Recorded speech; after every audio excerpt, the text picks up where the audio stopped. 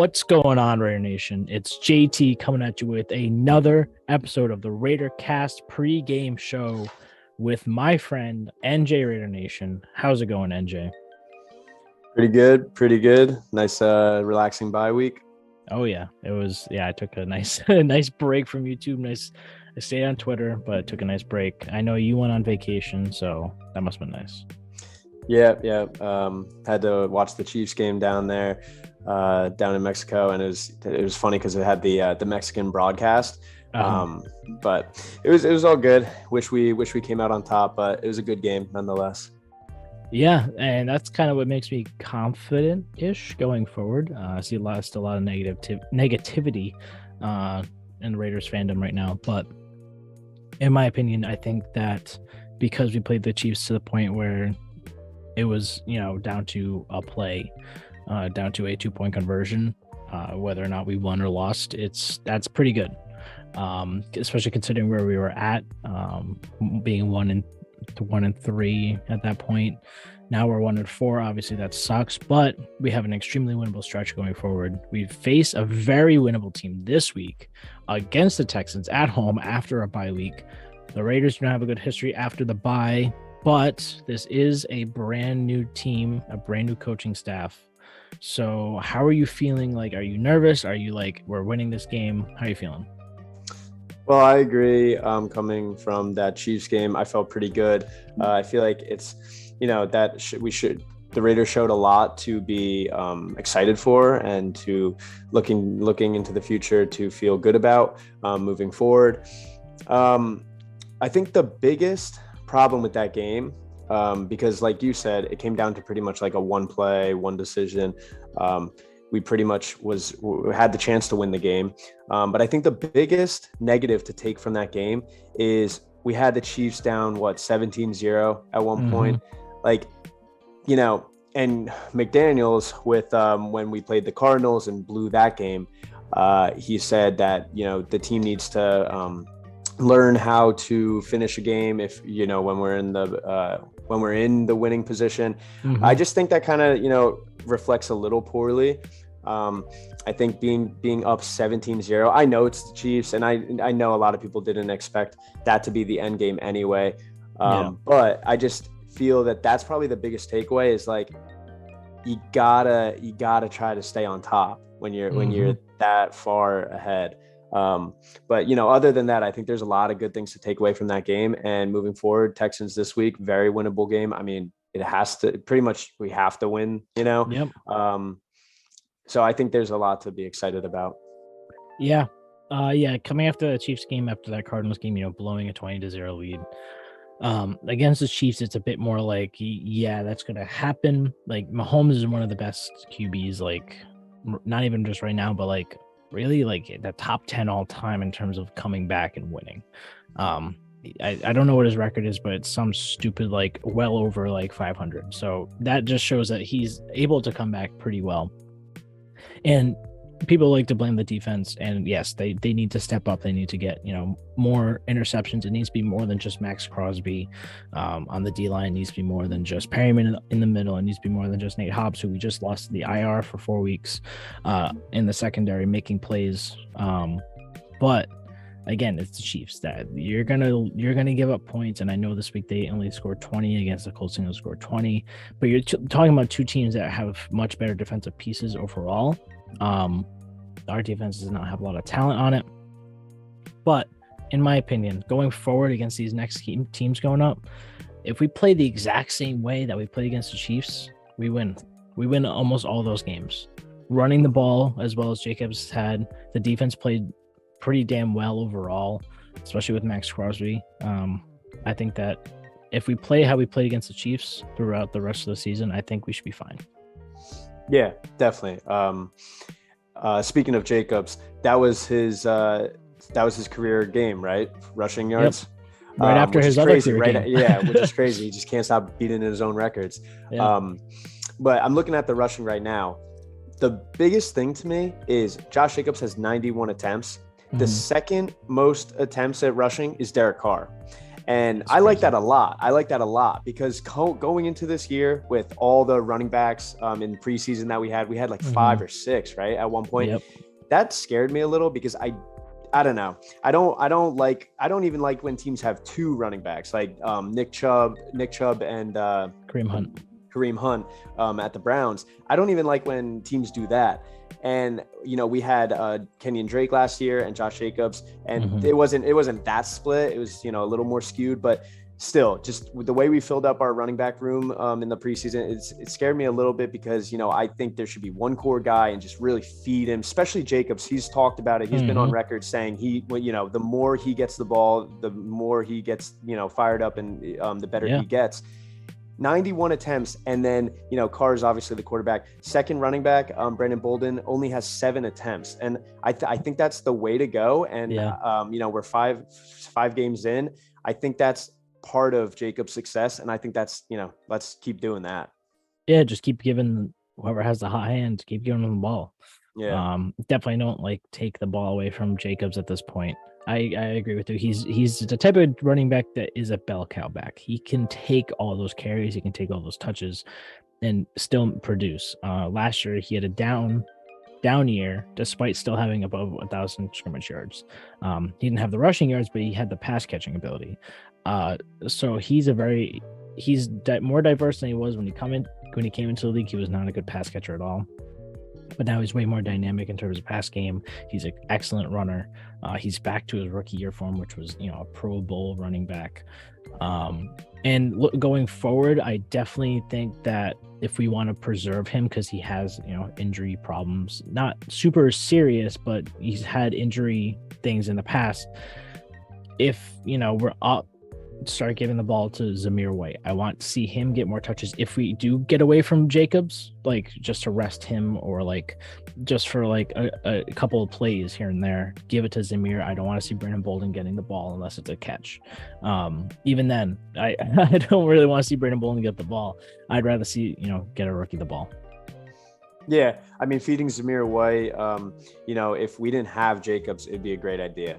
Yep. Because that kid looks, he can really.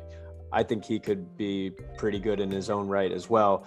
With behind Josh Jacobs, it's a little tough, but Yeah. I think he's not a bad player at all. And like you said, for like rest purposes and stuff like that, it's a great idea to give it to Zamir White. But other than that, just keep feeding Josh Jacobs until he says no, and Absolutely.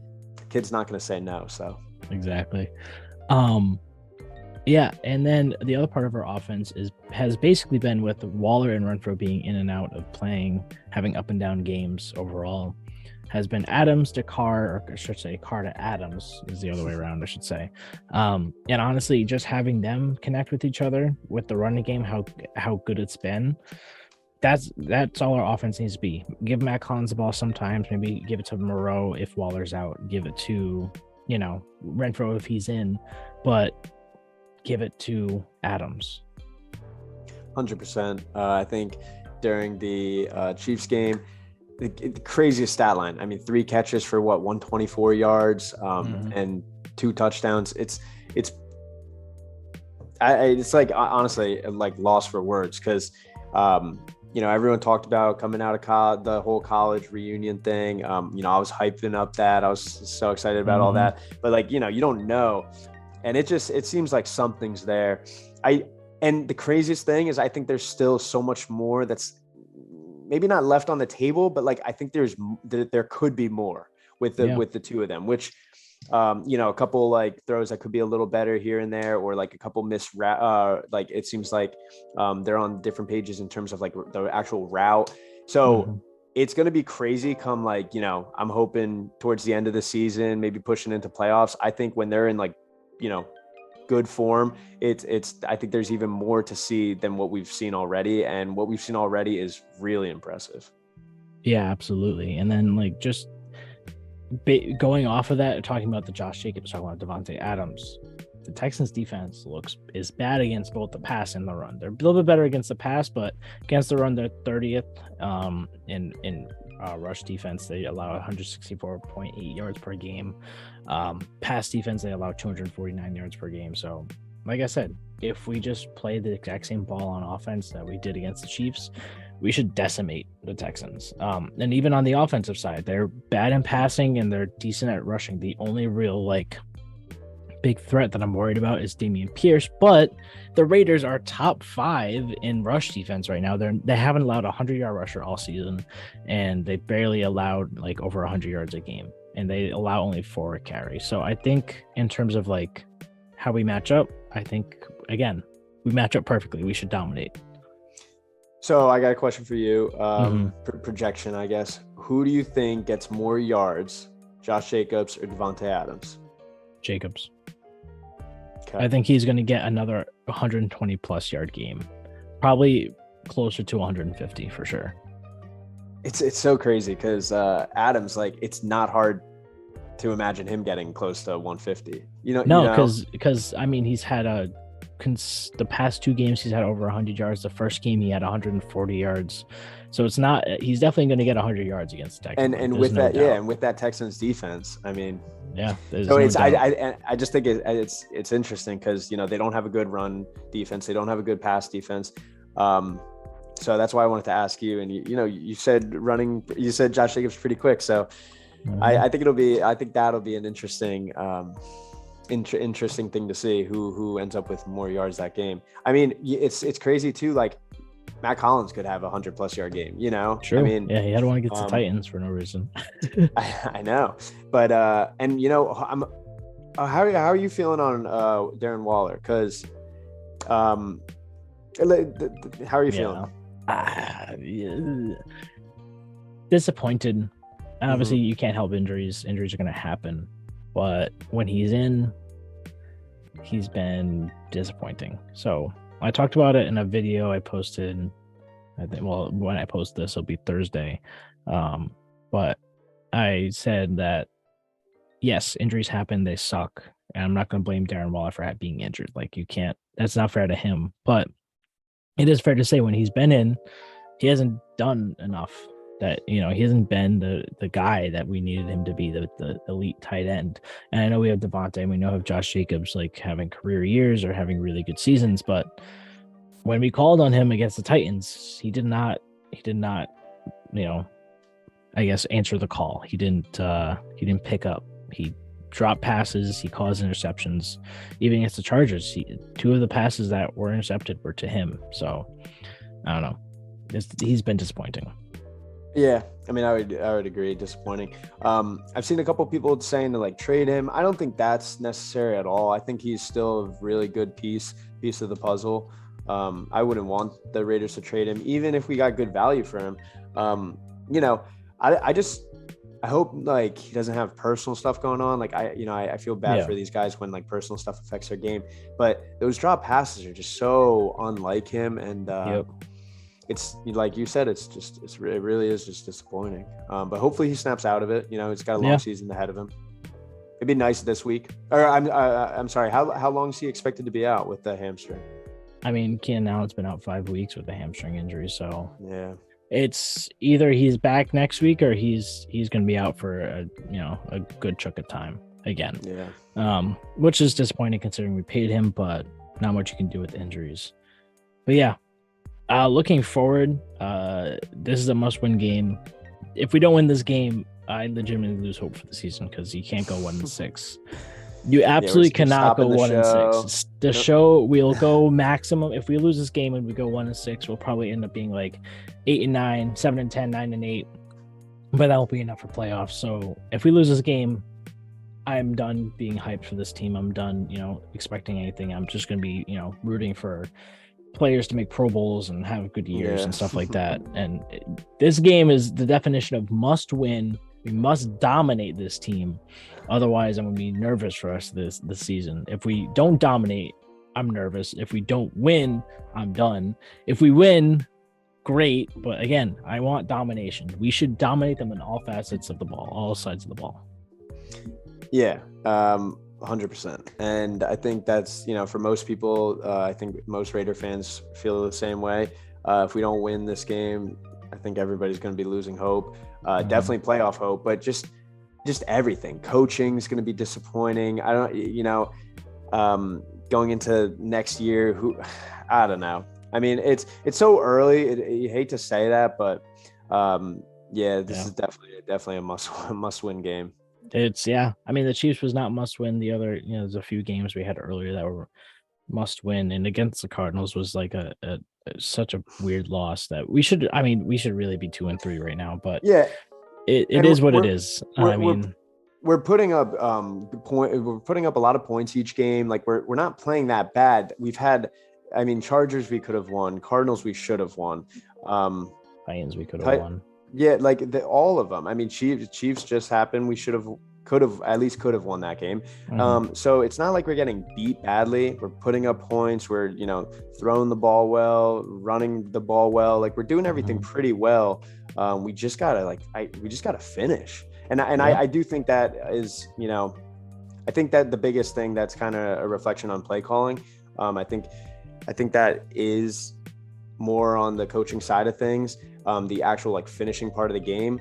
Yeah. But because the players are playing well, Yeah, that's pretty much the tale of the season so far, is that we've come close and we just haven't finished. And like I said, if we don't dominate, I'm nervous. That means we can't finish against the Texans. Like, come on, we gotta put them away.